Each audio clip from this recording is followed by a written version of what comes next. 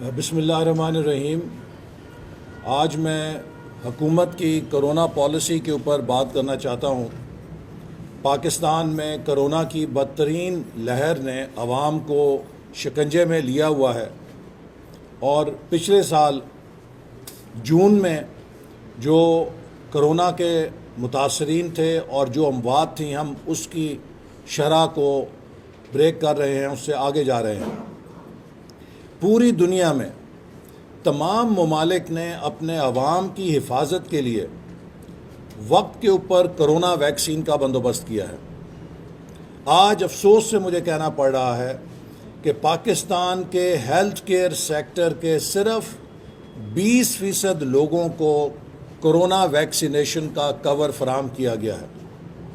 ہمارے health care sector کے لوگ اپنی جانوں پر کھیل کر عوام کی صحت کی جنگ لڑ رہے ہیں، فرنٹ لائن کے اوپر لڑ رہے ہیں، لیکن حکومت صرف فقیر بن کے کشکول لے کر پوری دنیا سے ویکسین عطیہ کے ذریعے، تحائف کے ذریعے، چندوں کے ذریعے لینے کا انتظار کرتی رہی، جس کا نتیجہ یہ ہے کہ آج تک پاکستان میں جتنی ویکسینیشن ہوئی ہے، اس کے لیے ہم چین کی حکومت کے شکر گزار ہیں کہ جن کے عطیے کی بدولت 60 سال سے عمر زیادہ رکھنے والے اور ہیلتھ کیئر کے افراد کسی نہ کسی درجے میں تقریباً 10 لاکھ کے قریب ویکسینیشن ملک میں ہوئی ہے۔ اگر مسلم لیگ نون کی حکومت ہوتی تو اب تک کم از کم 2 کروڑ سے زیادہ افراد کی ویکسینیشن ہو چکی ہوتی۔ تقریباً 8 مہینے پہلے مطالبہ کیا تھا کہ فوری طور پہ ویکسینیشن پریکیور کی جائے۔ اس وقت تک دنیا میں ویکسین کی اتنی مانگ نہیں ہوئی تھی، اور خاص طور پہ اگر ہم اپنے دوست ملک چین سے خریدنے کا آرڈر پلیس کرتے تو ہمیں جتنی بھی ضرورت تھی وہ مل سکتی تھی۔ حکومت نے صرف چندے کا انتظار کیا، چونکہ یہ حکومت صرف چندہ جانتی ہے، حکومت چلانا نہیں جانتی، یہ چندوں کے انتظار میں رہی۔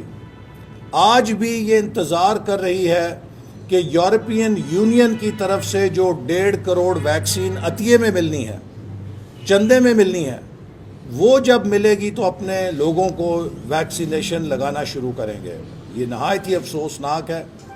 حکومت کی شاہ خرچیوں کے لیے اس کے پاس پیسے ہیں، کابینہ میں اضافہ کرنے کے لیے پیسے ہیں، ہیلی کاپٹر خریدنے کے لیے پیسے ہیں، وی آئی پی جہازوں کی مرمت کے لیے پیسے ہیں، اپنے ایم این ایز میں بانٹنے کے لیے، رشوت دینے کے لیے اربوں روپے موجود ہیں، لیکن پاکستان کے غریبوں کو کرونا سے بچانے کے لیے حکومت کے پاس 1 روپیہ نہیں ہے، جو حکومت کی سنگ دلی اور بے حسی کی علامت ہے۔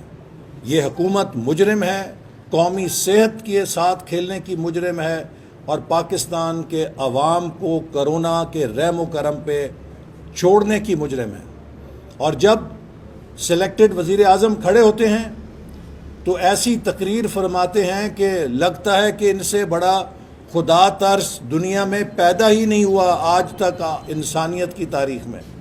لیکن جب ان کی حکومت کا عمل دیکھیں تو پتہ لگتا ہے کہ انسانی تاریخ میں شاید اتنی بے حس اور سنگ دل حکومت نہیں آئی جسے اپنے عوام کے فلاح اور ان کی خوشحالی کے لیے، ان کی سلامتی کے لیے کوئی فکر نہیں ہے۔ اس حکومت نے جس انداز میں لوکل گورنمنٹس پنجاب میں بحال نہیں کی ہیں، 3 ہفتے سے زیادہ وقت گزر چکا ہے۔ سپریم کورٹ نے پنجاب کے 58,000 سے زیادہ بلدیاتی نمائندوں کو بحال کیا ہے۔ پاکستان میں سپریم کورٹ کے فیصلوں کی اتنی بے توقیری آج تک نہیں دیکھی تھی جتنی اس حکومت کے ہاتھوں ہو رہی ہے۔ اس حکومت نے سپریم کورٹ کے خلاف اعلان بغاوت کر رکھا ہے، اور 3 ہفتوں سے زیادہ وقت گزرنے کے باوجود پنجاب کے بلدیاتی اداروں کو بحال نہیں کیا گیا۔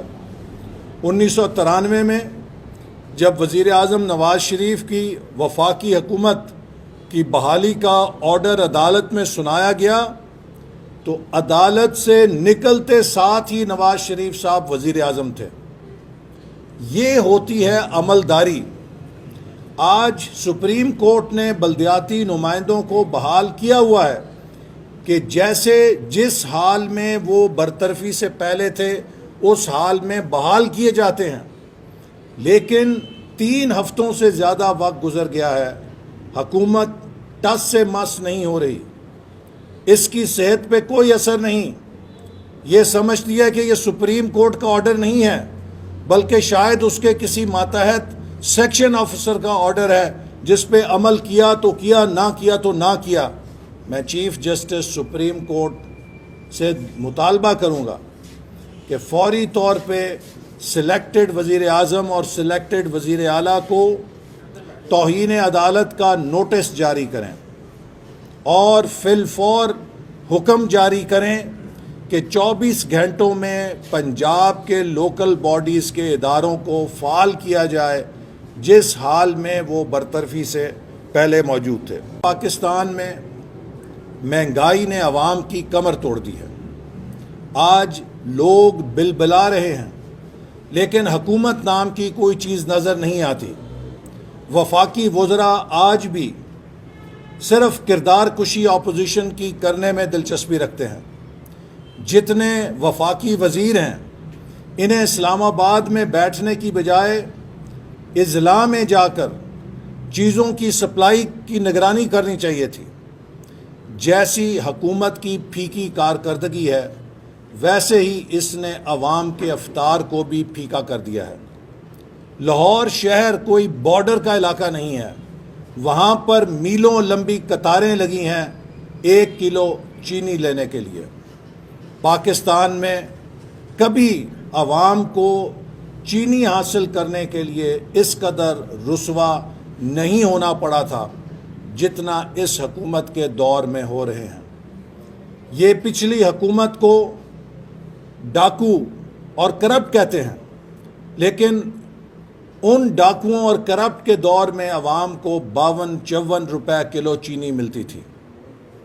یہی ملیں تھیں، یہی حکومت تھی، یہی ملک تھا۔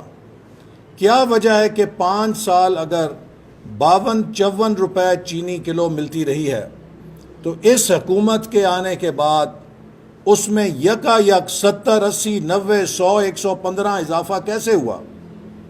کس نے اجازت دی؟ اور اگر یہ چینی 52-54 سے 115 روپے پر گئی ہے تو یہ اس حکومت کی ملی بھگت سے گئی ہے۔ اس نے اپنی جیبیں بھری ہیں، اس نے فنڈ لیے ہیں۔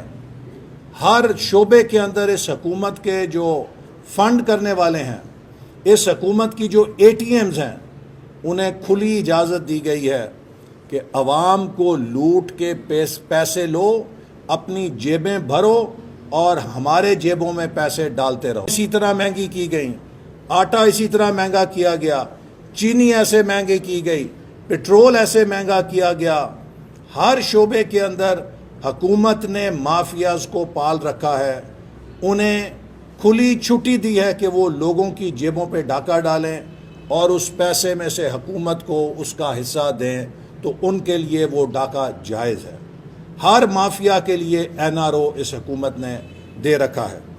اسی طرح اس حکومت کی اقتصادی پالیسی آج 3 سال گزرنے کے بعد بھی کسی کو نہیں معلوم کیا ہے۔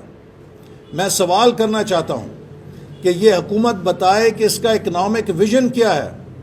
اس حکومت کے نئے وزیر خزانہ کہتے ہیں کہ ماضی میں غلط فیصلے کیے گئے۔ اس حکومت کے سابق وزیر خزانہ انہیں چیلنج کرتے ہیں کہ آپ غلط کہہ رہے ہیں، ہم نے سارے فیصلے درست کیے ہیں۔ کون سچا ہے؟ پچھلے وزیر خزانہ سچے ہیں یا نئے وزیر خزانہ سچے ہیں؟ یہ بات ثابت کرتی ہے کہ اس حکومت کے پاس کوئی اکنامک کلیئرٹی نہیں ہے، کسی شعبے میں پالیسی نہیں ہے، کسی شعبے میں روڈ میپ نہیں ہے۔ یہ ڈنگ ٹپاؤ پالیسی کے تحت دنیا کی ایٹمی طاقت کی معیشت کو چلا رہے ہیں، جس نے آج پاکستان کو اس مقام پہ کھڑا کر دیا ہے کہ انڈیا کی اکانومی 11% پہ گرو کرے گی، بنگلہ دیش کی اکانومی 4.5-5% پہ گرو کرے گی، سری لنکا کی اکانومی 5.5% پہ گرو کرے گی، ویتنام کی اکانومی 7% پہ گرو کرے گی، اور پاکستان کی اکانومی 1.5% پہ گرو کرے گی، جبکہ اس کو ہم 5.8% پہ چھوڑ کے گئے تھے۔ کون ذمہ دار ہے پاکستان کی گروتھ کو تباہ کرنے کا؟ کسی بھی معیشت کو چلانے کے لیے سب سے بنیادی چیز اس کی گروتھ ہوتی ہے۔ جب آپ گروتھ کو پنکچر کر دیں تو معیشت کو دوبارہ کھڑا کرنا بہت مشکل کام ہوتا ہے۔ ایک پالیسی میں تسلسل ہے اور وہ یو ٹرنز کی پالیسی کا تسلسل ہے۔